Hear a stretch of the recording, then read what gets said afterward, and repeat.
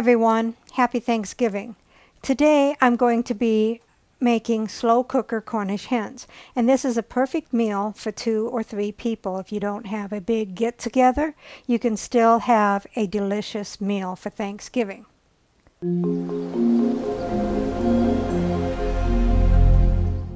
So what goes into the slow cooker Cornish hens? The recipe calls for 3 Cornish hens. I'm only using 2 because it's just me and Dave. Now the Cornish hens need to be completely thawed, and they say put it in the refrigerator to thaw out for 36 hours, but it has to be completely thawed.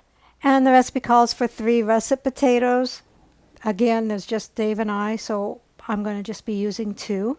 1/2 of a lemon, 1 teaspoon of sea salt, 1/4 teaspoon of black pepper, 1/4 teaspoon of paprika, 1/2 teaspoon of basil, 2 tablespoons of olive oil, and toppings to top your potatoes with, such as sour cream, butter, and chives.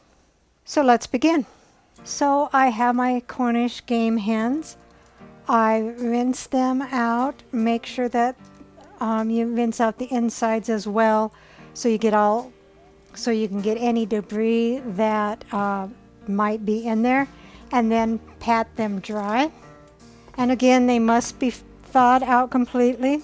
I have my cooking liner as normal, and I also have this little rack that I put at the bottom so they don't sit in any of the juices, so they're not as soggy. Put in your hens breast side up. Take your lemon and squeeze it over the hens. And sprinkle 1 teaspoon of salt over the hens. And the salt and pepper are to taste. And then the 4th teaspoon of pepper. Again, like I said, to taste. And then 1/4 teaspoon of paprika. And they say to sprinkle that over there evenly to give it some color. So I'm going to kind of rub it in a little bit.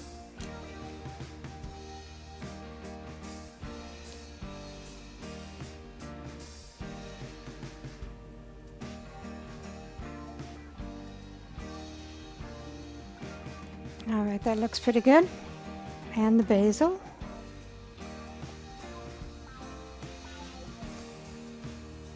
This will give it some good flavor. And as it cooks,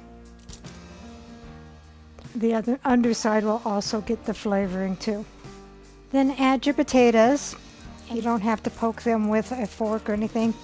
Put them on top, but just try to find an open spot for them.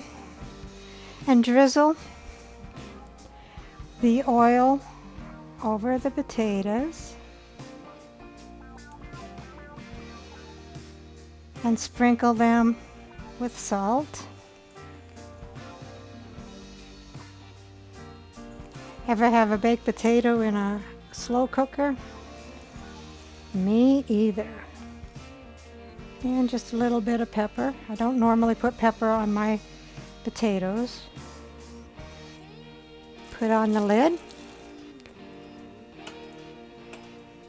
Turn it on low. Cook it for 7 to 8 hours. 7 hours, check it and see if the potatoes are done. And if they are not done, then cook it for another hour. Do not open the lid during the cooking time, except for at the 7-hour mark to check the potatoes. The Cornish hen temperature needs to be at 165. So I will see you tonight. So after 8.5 hours, the Cornish hen is done, along with the baked potato. And rounding out the meal is stuffing and a dinner roll. I'll get Dave to do a taste test. This looks good. It's going to be hot.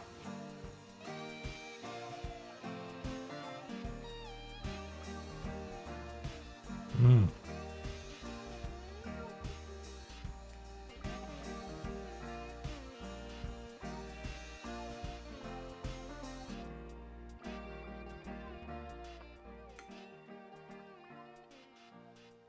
That's really tasty. Recipe deals for easy meals. Please like, subscribe, and share. This is Cooking with Sherry. Until we meet again.